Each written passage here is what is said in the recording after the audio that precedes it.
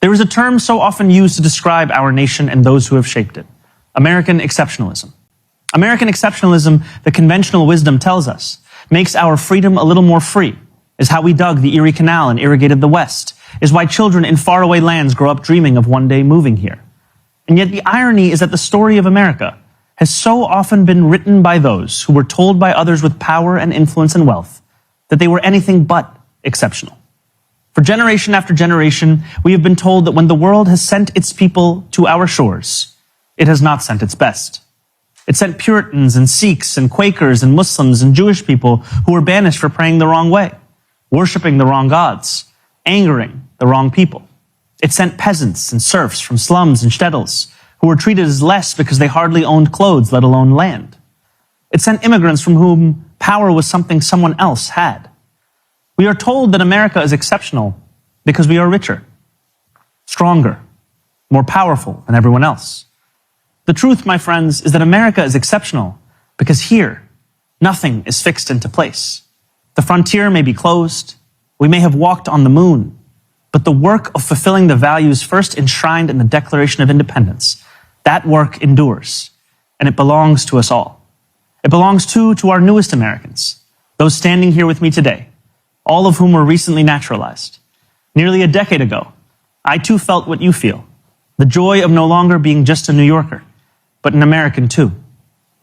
You each hold a special power, the power to determine what America means. The powerful have always known their answer. America, in their view, is an arena of supremacy, where only a select few are allowed freedom, where not all are created equal. America, if you ask them, becomes less the more people it welcomes. America, they will tell you, belongs only to those with the right accent or the right shade of skin. The rest of us, they insist, should be grateful for merely being allowed to visit. How small they are, how weak, how unoriginal.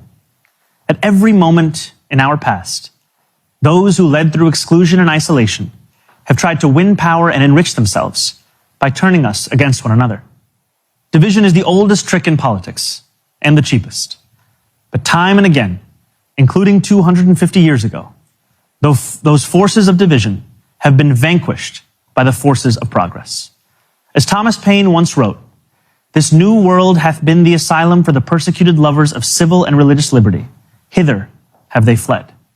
And yet today, too many of our leaders do not believe in a vision of this nation as an asylum for the persecuted, but rather as one that persecutes those seeking asylum. As we mark 250 years, what do we see? We see a city of contradictions within a nation of contradictions. We see the wealthiest country in the history of the world, one where children go to sleep hungry while the world's first trillionaire hungers for more. We see monopolies that dominate every industry and oligarchs who buy elections. We see masked agents terrorizing our streets, eating food cooked by our undocumented neighbors before spiriting them away in unmarked vans. We see a nation whose immense wealth has been built by those with calloused, dirt-streaked hands, those who toil on factory floors and chisel into stone. And we see a nation that has allowed so much of that wealth to be held instead in the soft hands of a precious few. Yes, we see America in a health insurance industry that exploits the sick, but that is not all we see when we look for America. We see it too in the nurse who works a double shift and then stops on her way home to check on an ailing neighbor. Yes, we see America in corporate landlords for whom negligence is a business model. We see it too in the father who tucks his children into bed beneath a ceiling stained with leaks, who wakes before dawn to go to work and still believes his country can do better by his family. Yes, we see America when we spend our tax dollars on bombs and bailouts, when we sell our elections to the highest bidder. Yet we see it just as clearly in every American who still believes this country belongs to we, the people. We see America each time neighbors link arms with neighbors, without asking how long they have lived here or what papers they have, as ICE invades our neighborhoods. We see America each time those young and old stand in the beating rain or the stifling heat to cast their ballots.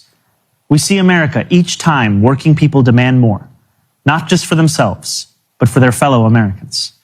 There are some who respond to those who ask for more from America with a simple refrain. Love it or leave it, they say. But patriotism has never been about pretending our nation is without flaws. Patriotism is every act of righteous dissent. It is every march led under the heavy sun. It is every protest held a decade before its time. It is precisely because we love this nation that we will not leave it. After all, who loves America more than those who have sacrificed so much to make it free?